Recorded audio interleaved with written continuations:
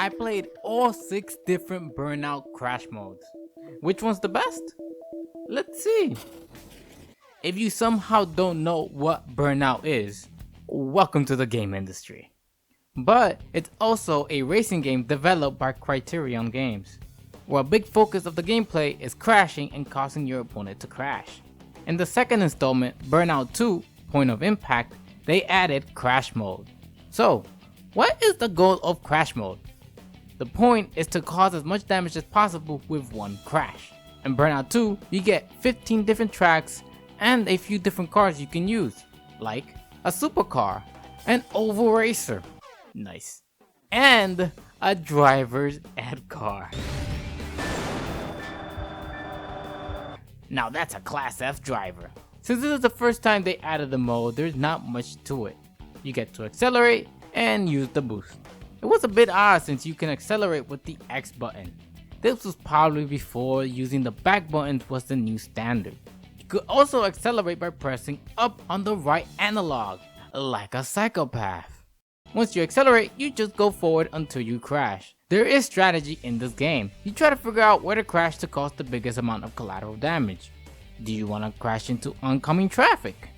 Crash into ongoing traffic and scramble into oncoming traffic? Or just fly into space? The limit is the invisible walls. Each track had this strategy or way to cause a pileup. It could even be considered a puzzle, as the cars you crash into are always the same and follow the same pattern. It encourages you to experiment with different car speeds, angles, and even time of crash. You could theoretically have the perfect crash because it's always the same each time. But why do you want to do that when we have the perfect crash? If you want to perfect your crash, you get a leaderboard. The leaderboard is just the cost of all the damage you made in your crash. The helicopter view of all the damage you caused is cool. And hot. Oh my. The best part of the game is watching the pileup of the cars after the crash. Even with all destruction ahead, the other cars just go full speed ahead and just ram into one another. That is to be expected, since everybody but me is crazy on the road. Something a bit annoying was this weird slide collision the game has. Makes sense in a regular race so you have some leeway, but in this mode you might want to collide in that small angle to spin out in a specific direction, since all you get is that one crash and nothing else, which then causes you to mess up and just sit there with the shame, and the game just lets you wallow in it. It's even worse when you completely mess up. Shit, I can't park here. Luckily, the restart button is right there and it lets you retry right away. There is also a multiplayer mode where you play a pack of 3 tracks, taking turns passing the controller to see who got the most amount of points. It feels like they added the tracks you get the most amount of points at the end to give the losing player a chance at a comeback. After Burnout 2, we get Burnout 3 Takedown. This is the game that I went over to a friend's house to play, and the only one I played before this video. They changed the feel of the game now, with a big emphasis on taking down opponents and more of an arcade feel than the last one. I especially love they made the crashes over the top than the last game. I think they like Crash Mode because they bumped the number of crash courses from 15 to, oh my god, 100 courses. Even though there are 100 different tracks, some of them are the same, just with different obstacles in the way. Besides more tracks, what else did they improve? The game mode is still the same. Fulfill your road fantasy of, what if I just turn left in the middle of the highway and cause as much damage as possible. The end flyover of the destruction and addition of points is so much smoother than the last game. The 2 best things they added in this mode are the impact time and crash breaker. Once you crash enough cars, the crash breaker allows you to spontaneously combust. The amount of cars needed to meet the criteria for it changes between stages. This allows you to continue the mayhem, but this works well in combination with impact time. Impact time allows you to slow down time after you crash and maneuver yourself wherever you want. It's not the easiest, but it does allow you to cause more damage. So once you crash and cause enough mayhem, you get to go for another round, to either cause another pileup, or what most people would do in this game, go for the power-ups. They added power-ups on the road, such as money and multipliers, which are then attached to your score at the end. And boy, look how high those numbers go. Let me call my insurance company to give them a heart attack. Now you have to pick up the boost for some odd reason. Not sure why they decided on this. The power-ups on the floor give you something else to strive for when playing the game. When you crash, you have to get the power-up that you missed with Crash Race, which is exciting and tense. On the flip side, the power-ups become essential to get the highest score possible, and you're mostly carving your path to be able to get the power-up more than trying to cause the most amount of mayhem.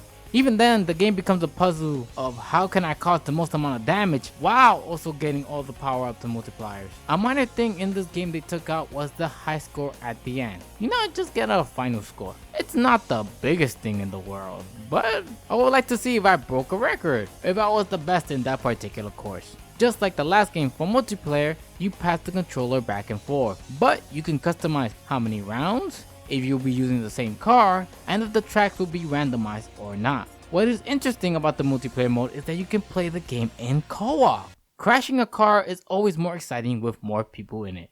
I think that was neat, and you both run at the same time to get the highest score possible together. It's still mostly trying to get the multiply since there are 2 now and you have to get both for it to count. Another small change was the impact time does not slow you down, but just moves you. While playing through the mode, it felt off playing certain tracks with some cars.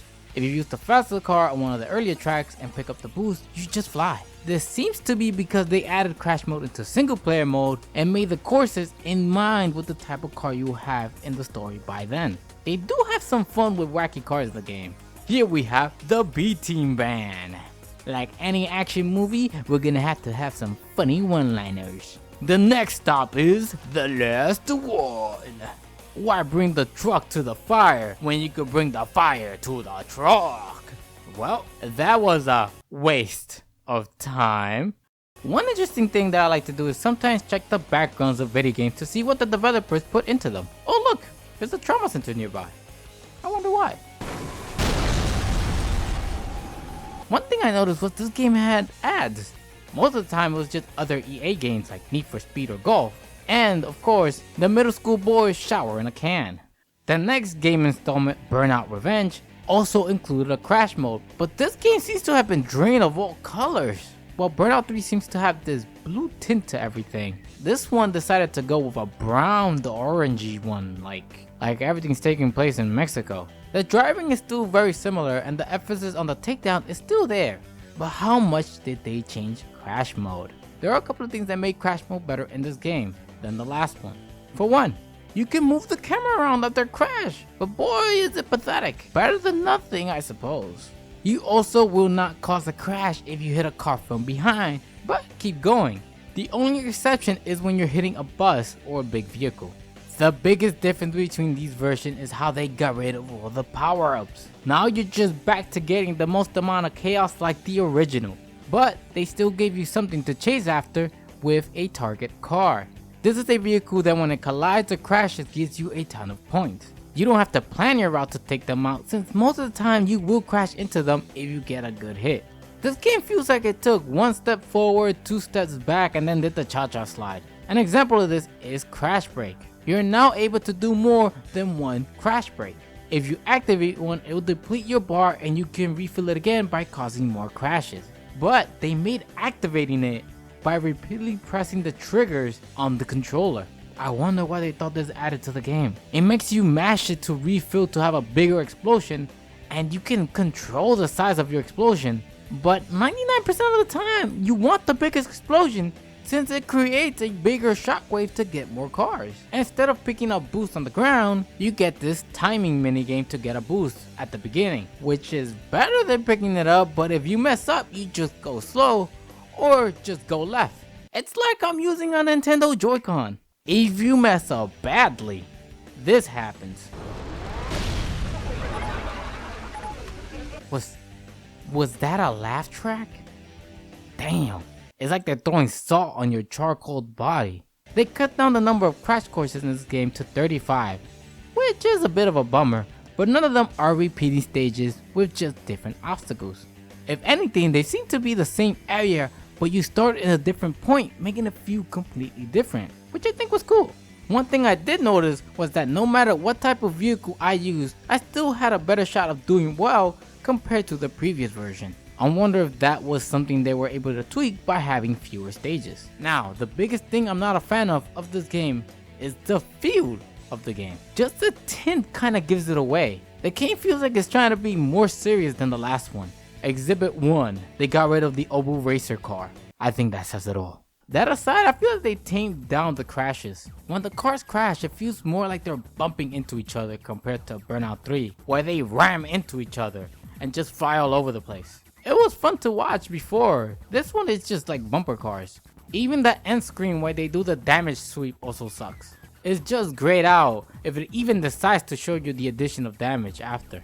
The car seems to have the fun sucked out of them. You get these cars that were adds to themselves and other games, but they had two interesting ones. One from Logitech and the other from Etnis, which is a skater clothing company. They also included an extra vehicle if you had a save file from Madden 06. So I went through the hassle of making a save file for this game and I got this. Can you imagine paying $50 just to see what cool car you will get, and you get a moving truck? Disappointing compared to the fire truck. They also have another similar one, which looks like it would have been a Carl's Jr. ad. Well, let's make some one-liners for these. Why not? Did someone order the smash burger?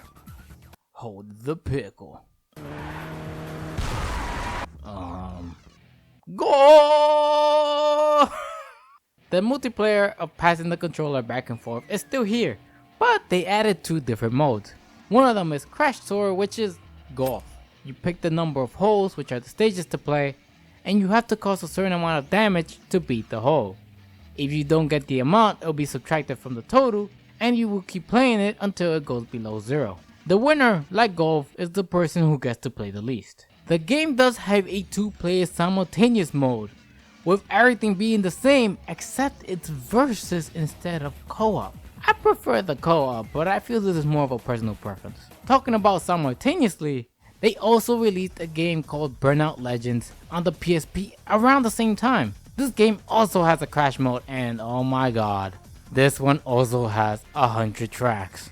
Well, let's play the first one, and wait a minute. This is the same track from Burnout 3. Actually, all of these have the same name as Burnout 3. They added a cop car into the game, but they have the same cars. The oval car is back, nice, and even the fire truck. Fire trucks is just cool, man. Since the PSP is not as powerful as the PS2, some things were taken out. They took out the points multiplier, the flyover of points was completely removed, and it's just advances to the point screen, and the most important thing, the ads are gone. Axe has been erased from existence. It's just Burnout 3 Takedown without all the bells and whistles.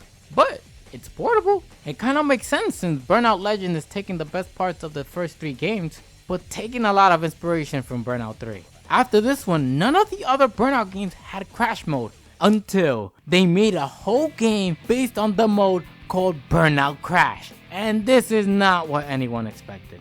This is a top-down game, and it was released for Xbox 360, PS3, and iOS. It's a very simple game and the goal is the same. Crash for some cash. The car accelerates by itself and all you have to control is steering the car and activating the explosion.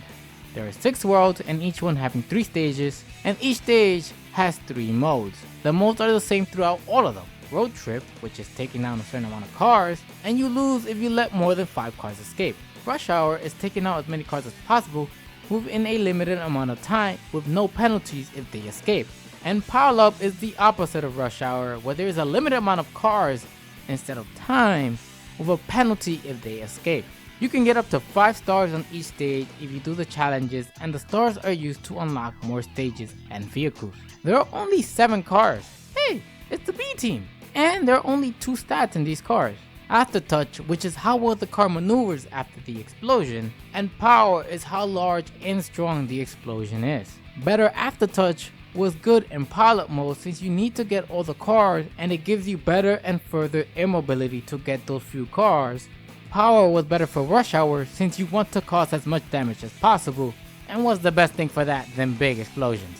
I did enjoy playing this game, especially with how wacky, fun, and random the game is. It has power ups and power downs. Not sure why they make me do work for that. and each level ends with a world-specific disaster. After playing this, I just wish they made a 3D version of the game instead. The top-down view takes away from the speed and excitement the previous versions had.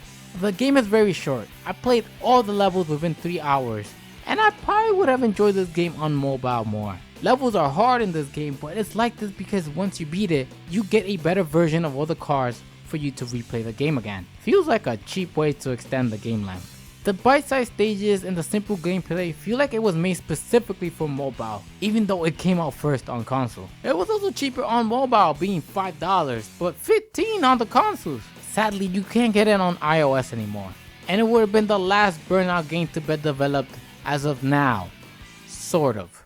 They remastered Burnout Paradise, and this game does not have a crash mode, but it does have something like it: Showtime. It's crash mode reworked for this game. Burnout Paradise is an open world driving game, and Showtime lets you start a crash mode anywhere you want. If you press the L1 and R1 at the same time on the street, your car flips over and you go to town. As you crash more cars, you get more boosts, which can be used to make your car jump around to hit more cars, but it looks ridiculous.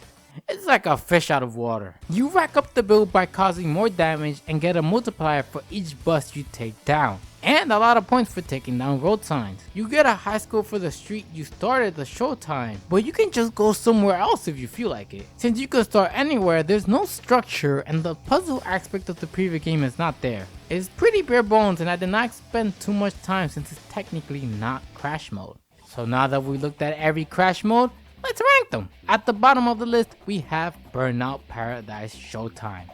It's very bare bones and not much to do besides being a jumping jelly bean. This mode complements the game more than the old one, with its free roaming style gameplay. And they knew they could not call this crash mode with how different it feels. Next up is Burnout 2, which should be expected.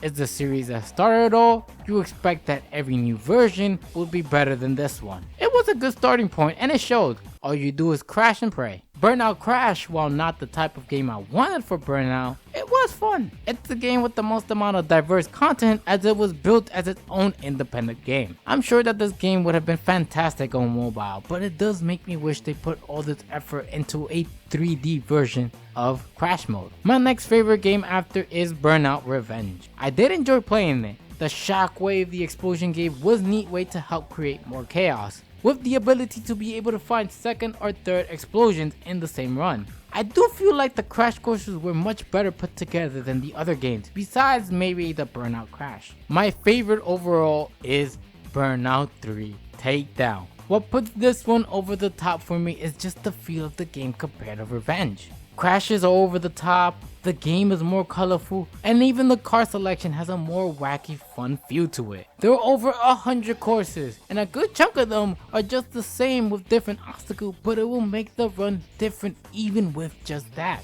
I would put Legends under this one since it's the same game just without all the extras. After playing all the games, it was interesting seeing the evolution of the game, especially with the crash break mechanic. There must have been one guy in that board meeting staring everybody down saying, "We need more explosions." It went from no explosions to 1 or 2 explosions to as possibly as many as you can get. Then the whole game is just explosions, and then to literally just flopping around. Impact time did not change much after they added it. It was either slow down time and move you, or it just moved you. Seems like if you had better control of the car, they got rid of the slowdown. What I find very interesting is the back and forth from linearity of it. It went from a lot of freedom on how to tackle to following this path to get the best amount of points. And the rest of the games after that swung back and forth between these two. The series to me seemed to have died off. The last official game released was Burnout Paradise Remastered, but besides that one, the last original one was Burnout Crash. I think the fact they decided to make a game based on the side mode shows they knew fans enjoy that mode. There is a new series called Danger Zone that was created by former Burnout staff that feels like a spiritual successor of just Crash mode. I did not talk about them since I wanted to focus on the Burnout series, and also, I'm a little burned out. Hey guys, I hope you enjoyed today's video. Let me know what you think, and if there's any game series or mini games you want me to look at, let me know in the comments down below. I made a similar video talking about all the Tekken bowling minigames. If you found this interesting, go check that one out. But as always, my lovely patients, I thank you so much for watching and tune in next time. Bye.